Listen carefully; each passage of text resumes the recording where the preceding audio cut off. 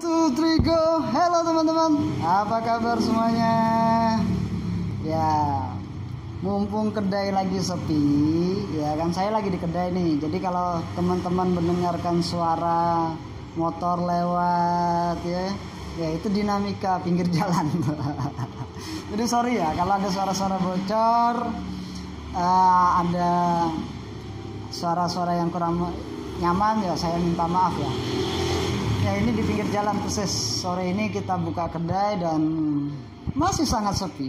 Bahkan belum ada pengunjung. Mumpung belum ada pengunjung, kita bikin video sebentar ya. Oke. Ngopi dulu. Sore itu enaknya ngopi. Udah ngopi belum? Oke teman-teman.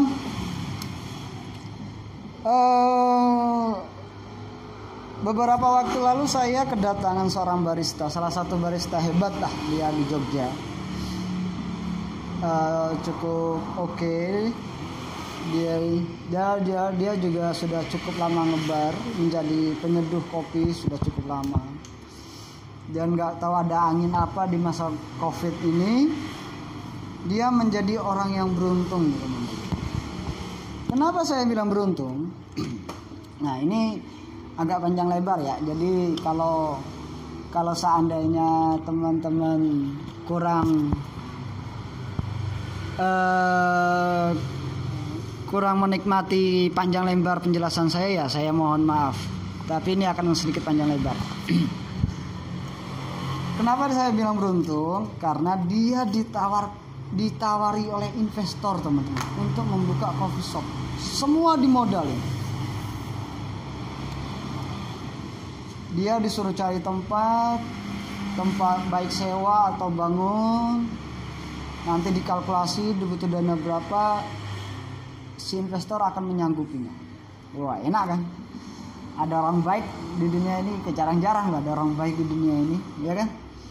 Ada orang baik mau ngasih duit, ngasih usaha, kurang apa lagi coba?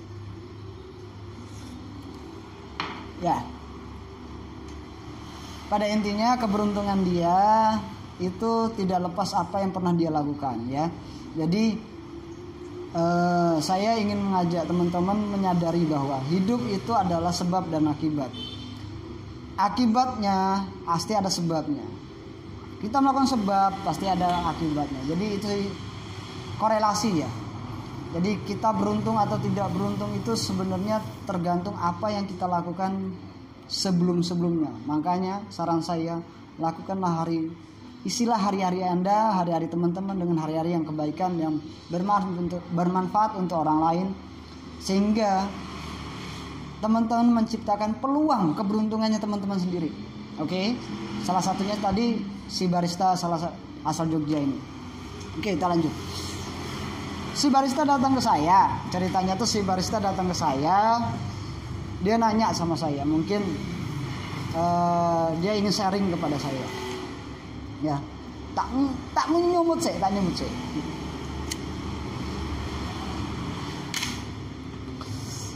Dia ingin sharing kepada saya bahwa dia ini ditawarin investor. Ditawarin investor cukup bonafit lah. Cukup bonafit dan apa yang harus dia lakukan? Nah, seperti apa? Lalu selain itu hubungan perjanjiannya itu sebaiknya seperti apa dengan si investor? Itu yang ditanyakan oleh teman saya ini. Oke. Nah, seperti yang saya bahas sama teman saya, dan saya ingin sharing semua kepada teman-teman semua apa yang saya tahu tentang pola kerjasama investasi kedai kopi antara pengelola dan investor. Nah, semoga ini bisa bermanfaat untuk teman-teman ya. Bila ada sanggahan silahkan tulis komentar, silahkan berikan masukan yang positif. Semoga aja itu bisa membangun diri saya dan kita semua lah ya. Kita bisa saling berbagi yang bermanfaat. Oke? Kalau ada haters, saya ada haters.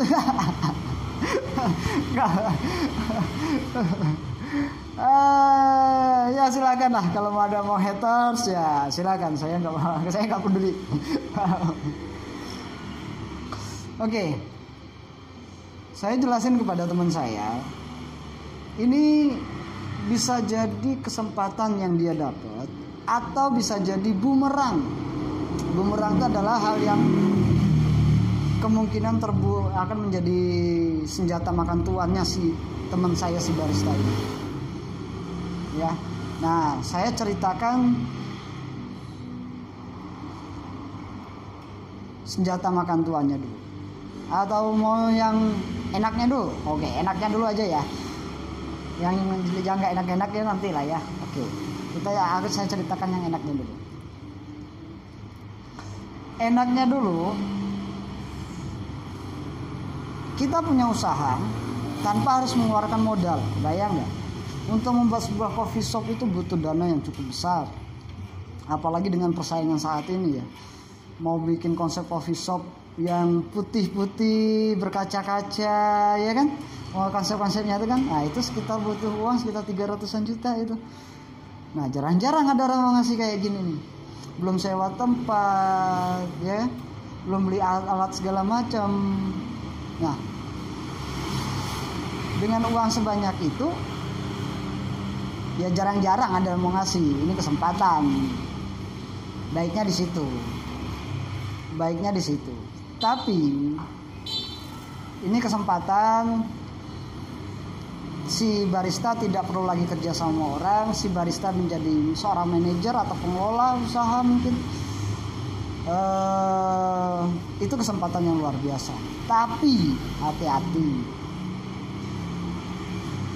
kalau itu tidak dilakukan dengan tepat, dari mulai perjanjian, pengkonsepan, dan kesepakatan yang buruk kemungkinan terburuk yang terjadi itu akan menjadi bumerang bagi si barista. Misalnya delala kio, bahasa Indonesia delala itu delala ya apa ya?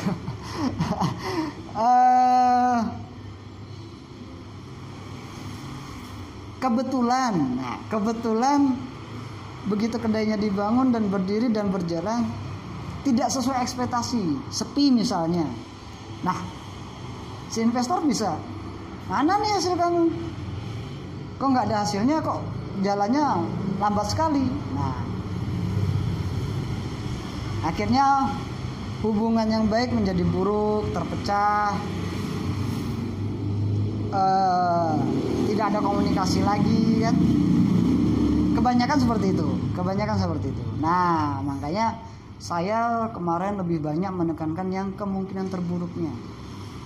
Jadi jangan senangnya dulu, tapi terburuknya dulu. Ya, itu kalau saya. Tapi ya monggo, kalau teman-teman ingin berpendapat lain ya monggo. Tapi kalau saya lebih enak menceritakan yang buruknya dulu. Nah, kemungkinan terburuk adalah kalau itu tidak berjalan ekspektasi seperti apa, perjanjiannya seperti apa. Maka dari itu hubungan antara pengelola dan investor itu harus tegas di awal. Buruknya itu harus tahu dulu, si investor harus tahu buruknya. Jangan mau enaknya aja. Nah kebanyakan investor di Jogja, di Indonesia bahkan itu tuh cuma tahu enaknya aja. Wah, coffee shop rame, bikin coffee shop, aku ada duit kok, bebas, orang kaya bebas, ya kan? Nah, atau wah, bikin coffee shop keren untuk masa pensiun saya. Tahu uang pensiun habis untuk bikin coffee shop yang tidak ada hasilnya ya. Siapa yang tahu kan? Kita tidak pernah tahu apa yang terjadi berikutnya. Nah, maka dari itu saran saya kepada teman saya itu ceritakan yang buruknya dulu dari sebuah kedai. Buruknya apa? Pertama, yang namanya kedai untuk tahun pertama, 1 tahun bahkan 2 tahun pertama itu jangan pernah berharap untung. Jangan pernah berharap untung, paling enggak BEP dulu. Baru sebulan, 2 bulan, 3 bulan jalan sudah tahu-tahu investor minta untung. Untungnya mana? Wah, itu investor nggak bener. Itu dikerjain sampean. Ya. Artinya Anda adalah ATM berjalannya si investor. Ya. Nah, jangan terjebak. Jadi jelasin dulu. Dalam waktu 1 tahun 2 tahun di awal itu bukanlah mencari keuntungan untuk kedai. Kalau si investornya oke, kita lanjut ke pembicaraan berikutnya. Kalau seandainya dia tanya hasil, mending tinggalin. Percuma aja, uang banyak tapi nggak berkah, bener nggak? Yang kita cari keberkahan, betul? Oke.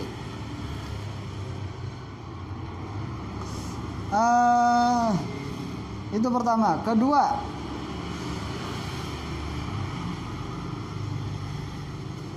manajemen kedai itu complicated, bro.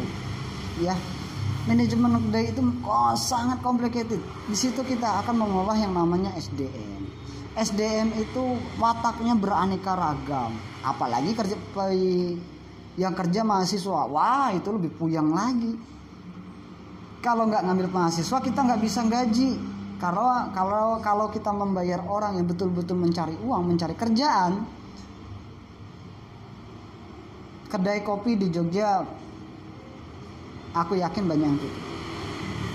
Karena nggak mampu sebenarnya untuk membayar orang. Apalagi di UMR di Jogja itu termasuk paling kecil. Ya.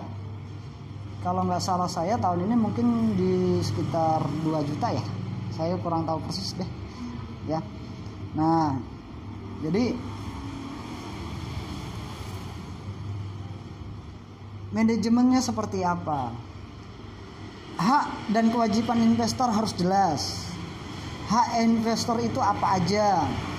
Jadi ada batasan-batasan kerja ya, ada batasan-batasan wilayah yang dimana kalau saran saya investor jangan ikut campur dalam urusan manajemen kedai. Selama investor ikut campur dan turun tangan dalam manajemen kedai, semua pasti berantakan. Pasti berantakan, kecuali si investor ngerti masalah manajemen, ngerti masalah kopi. Oke. Nah, kalau seorang manajer ternyata itu investornya ternyata dia seorang pensiunan dari perusahaan tambang misalnya kan, yang punya kalau udah pensiun kan dapat bayaran cukup besar itu. Nah, kan dia kan nggak pernah ada pengalaman untuk masalah manajemen kedai, terutama ya. Nah, itu bahaya sekali kalau seandainya dia ikut campur. Nah, jadi saran saya jangan ikut campur. Investor. Kalau rugi investor yang tanggung. Kalau ruginya jelas, kalau ruginya lu yang ngambil lari, yang bawa lari itu duit. Ya, saya akan mendukung kalau si investor melaporkannya ke polisi. Ya. Jadi pembukuan harus jelas, kasih tahu ke investor. Kalau memang rugi, katakan rugi. Jangan dimanipulasi. Nanti kamu sendiri yang susah nanti akhirnya. Ya. Nah, lalu jelasin juga kepada investor. Ya, jelasin juga kepada investor bahwa kondisi saat ini kedai itu tidak seperti dulu lagi. Sekarang coba semenjak ada COVID, kedai namanya kedai kopi, coffee shop itu amburadul. Strot 90% turun. Wah, itu bahaya. Kalau kita mau bangun sekarang, kita harus konsep si kedai itu harus jelas. Jangan nggak bisa main-main. Persaingan makin ketat. Strategi harus jelas. Identitas kedai harus tegas. Nah, jadi Itu harus dipikirkan matang-matang benar sebelum kamu lempar ke investor. Kayak gini loh konsepnya, kayak gini loh. Itu harus dipikirkan matang-matang benar. Saran saya, jangan main sendiri. Ajak teman, bikin tim. Kalau kamu main sendiri bahaya. Oke, nah itu. Nah, untuk yang pola hubungan investor dan pengelola harus, dan terakhir adalah harus tegas dalam hal perjanjian. Kalau untung berapa persen, kalau rugi berapa, kalau rugi apa yang terjadi, kalau rugi siapa yang menanggung kerugian, siap atau tidak. Dan kemungkinan di tahun pertama, 1 tahun pertama itu pasti rugi. Itu harus tegas ke investor. Kalau begitu investor mendengar kata-kata ini, 1 tahun pasti rugi, dan dia mulai lihat, sudah, mending tinggalin. Kamu bakal kemakan sama dia. Dan jangan pernah terbuai sama omongan besar investor. Biasanya investor untuk menggait seseorang itu dia akan memuji kamu setinggi langit, agar kamu itu semangat, agar kamu itu bisa mau ikut ataupun mau mengelola apa yang menjadi keinginan si investor. Jangan sampai itu terjadi. Kalau mau dengan cara kamu, dengan konsep kamu, dengan perjanjian jelas. Oke, nah perjanjiannya seperti apa? Oke, kalau untung selama belum BEP itu berapa persen? Ini ya, nah ini saya kasih bocoran. Dan kebanyakan investor pasti nolak saya, karena saya juga sering ketemu hal semacam itu. Dan investor pada nolak begitu saya bilang seperti ini. Oke. Selama kita sebelum BEP, 70% dari keuntungan itu haknya investor, 30% untuk haknya pengelola. Tapi, begitu setelah BEP itu dibalik, bisa 70 untuk pengelola, 30 untuk investor, atau 60 untuk pengelola, 40 untuk investor.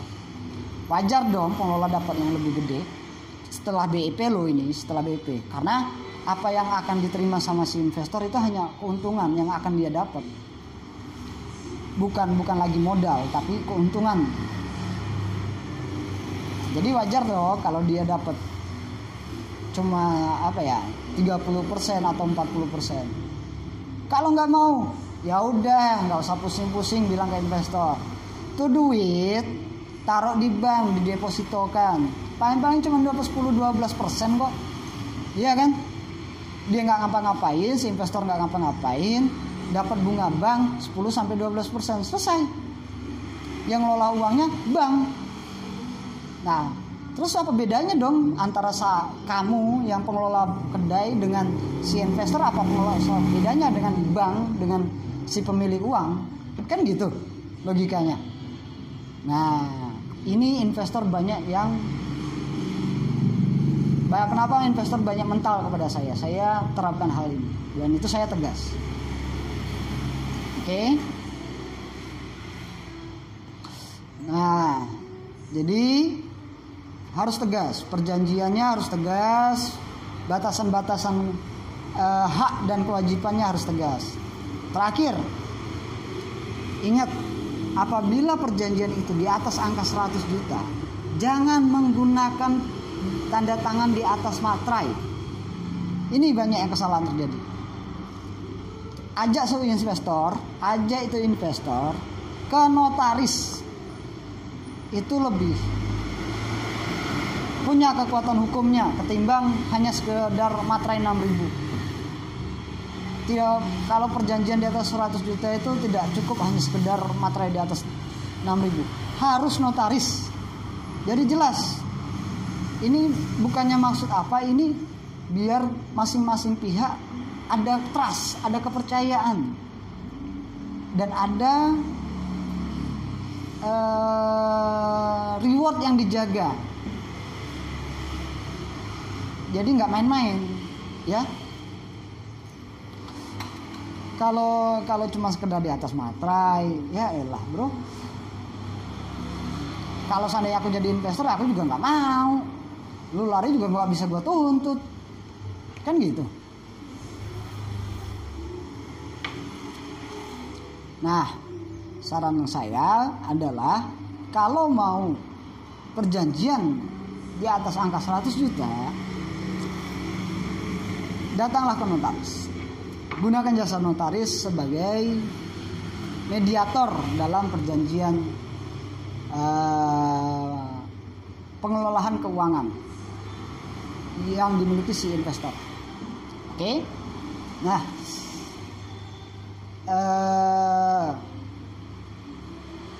tapi satu hal yang saya kasih tahu,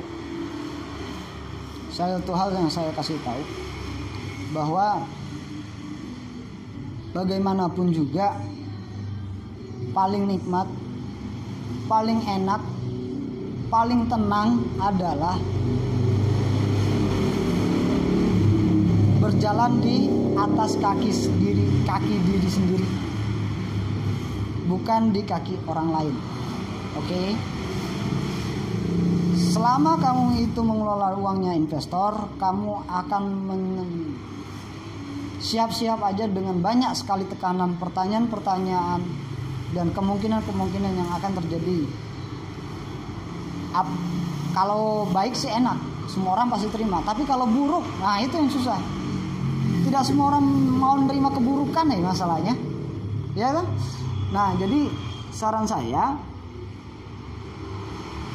bicarakan keburukannya. Apa yang terjadi, kemungkinan terburuknya, itu bicarakan dengan tegas. Sehingga tidak ada lagi simpang siur antara pihak satu dan pihak kedua. Ya, itu keberuntungan Anda, itu untuk keberuntungan si barista. Silahkan, tapi kalau boleh bersaran, kalau boleh